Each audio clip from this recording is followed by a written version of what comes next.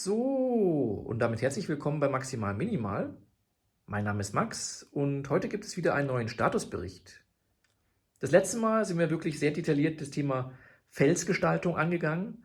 Das heißt, ich habe euch Schritt für Schritt erklärt, wie man Felsen gestalten kann, als einen möglichen Weg von vielen, den es natürlich gibt, aber einen möglichen einfachen Weg, weil wir haben nämlich fertige Felselemente auch benutzt.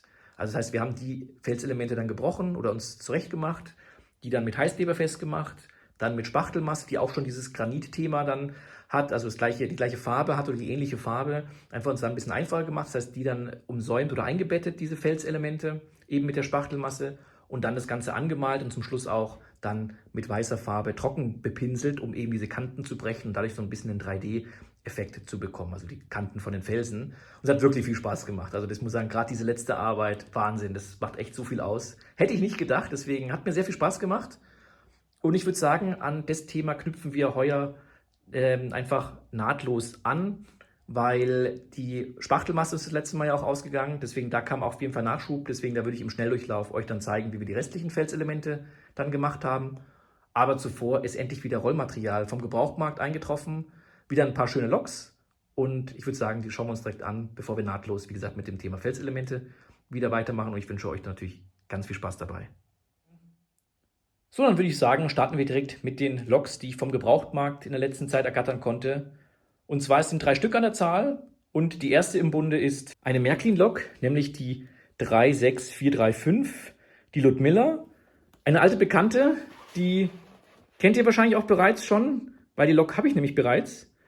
Aber ich muss sagen, ich habe sie wieder für einen guten Preis bekommen und gerade so eine Lok, wenn man natürlich dann 2 gleiche hat, eben auch von der Technik her, könnte man die ideal auch als Doppeltraktion machen.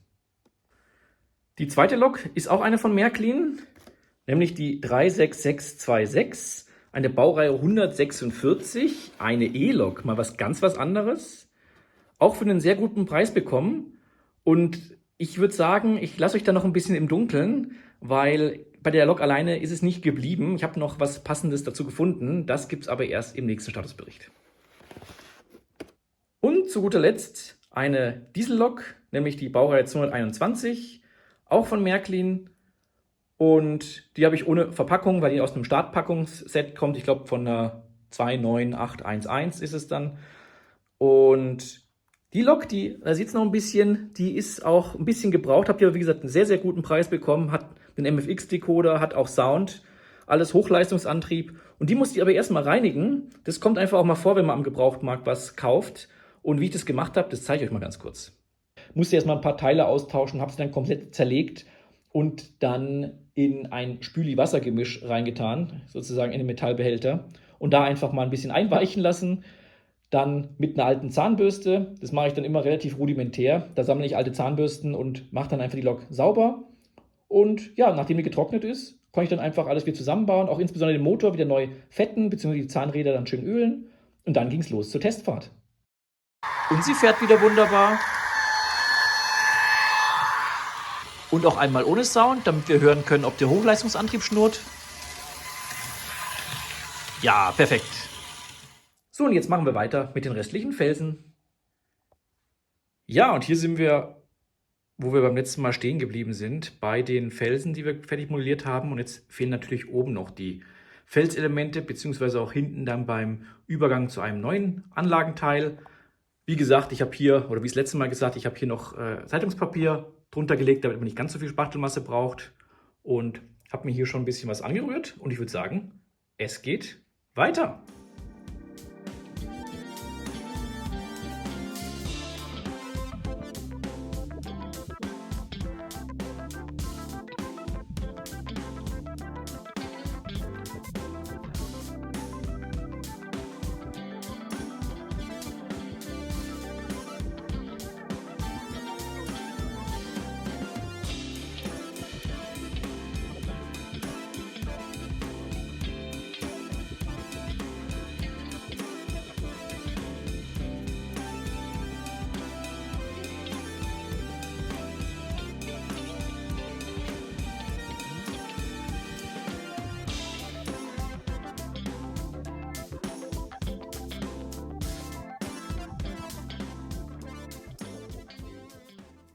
So, und jetzt, solange es auch so ein bisschen abgebunden ist, können wir jetzt auch mit ein bisschen Wasser die Kanten ein bisschen glätten, die Übergänge und auch ein bisschen also von der Spachtelmasse die Gebirgsform ein bisschen ausarbeiten. Und ich würde sagen, das machen wir jetzt.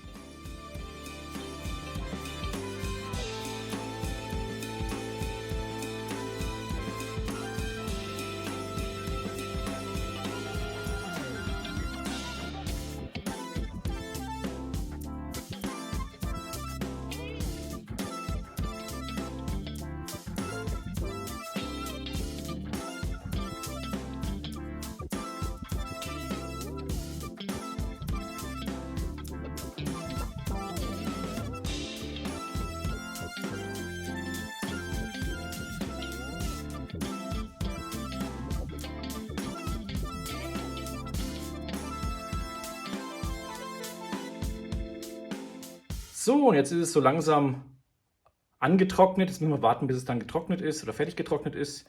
Ich habe sogar jetzt noch ein bisschen Masse übrig gehabt. Ich habe jetzt wirklich alles verbaut und dann noch so ein paar kleine selbstmodellierte Felsen hingemacht.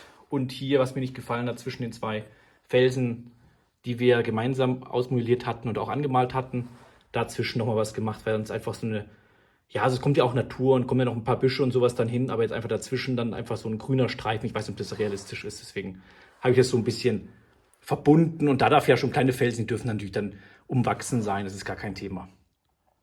So, und einmal hier über dem Tunnel, müssen wir auch noch warten.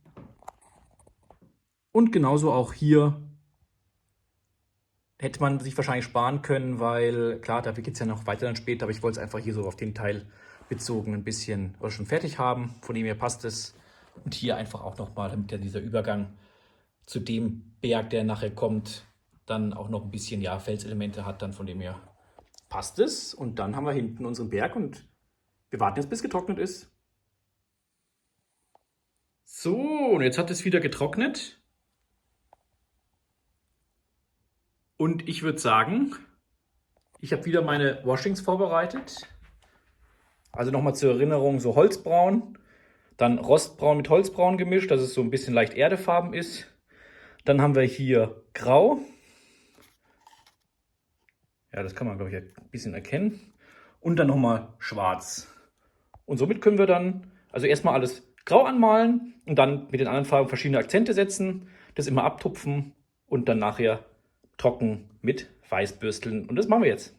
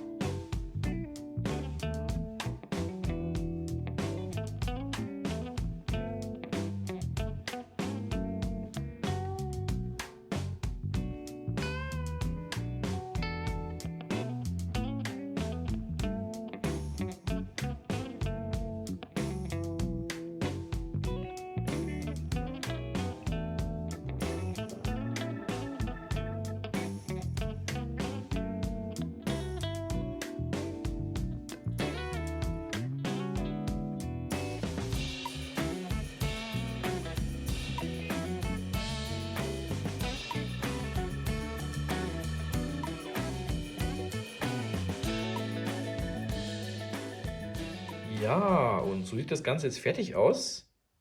Einmal hier in der Mitte das aufgefüllt und dann hier überall die neuen Felsen und genauso auch hier hinten.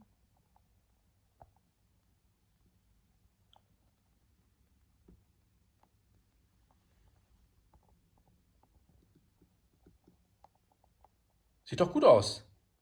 So, da sind wir wieder und hoffe, euch hat der kleine Statusbericht auch gefallen. Diesmal ein bisschen Art, ja, schnellere Durchführung, gerade bezüglich der Felsgestaltung, weil die haben wir das letzte Mal wirklich sehr akribisch durchgeführt und da ist uns ja das Spachtelmaterial ausgegangen, deswegen wollte ich es jetzt nicht wieder, jeder einzelne Schritt komplett durchkauen. Ich hoffe, das passt auch für euch so, aber wir haben auch wirklich viel geschafft. Also muss man dazu sagen, dass die ganzen Felselemente sind soweit fertig. Und ja, was steht im nächsten Statusbericht denn an? Ihr seht ja, wir haben hier zum Teil unsaubere Kanten. Deswegen, die lassen sich auch nicht vermeiden, hier überall. Und natürlich ist es auch durchs Bemalen das ganze Krepppapier auch schmutzig geworden. Und das können wir eben mit dem Verspachteln der Landschaft im nächsten Schritt dann angehen. Deswegen, da gibt es extra Spachtelmasse, die habe ich auch schon geordert, die sollte auch jetzt demnächst kommen. Und dann können wir wirklich die gesamte Landschaft verspachteln. Da, wo jetzt viele Bäume hinkommen, da brauchen wir, also eher in dem Bereich, da werden wir ein bisschen mehr machen, damit wir auch wirklich eine solide Basis haben. Da, wo jetzt eher nur Buschwerk und so hinkommt, da brauchen wir jetzt wirklich jetzt nicht so viel, da reicht es dann wirklich, die Kanten zu verspachteln. Aber das machen wir im nächsten Statusbericht, deswegen da freue ich mich. Und vielleicht schaffen wir es auch weiter, dann das Ganze mit Streumaterial, also in Sachen von, also Erdestreumaterial dann wirklich dann zu bestreuen oder einzusäumen und dann auch zu begrasen, weil ich glaube, dann hätten wir auch wirklich einen weiteren großen Schritt getan und man kann sich es noch besser vorstellen und es wird gleich viel natürlicher. Ich freue mich da auf jeden Fall drauf, wünsche euch aber erstmal einen wunderschönen Moba-Sonntag und bis zum nächsten Mal, gell? Macht es gut, bis dahin, tschüss!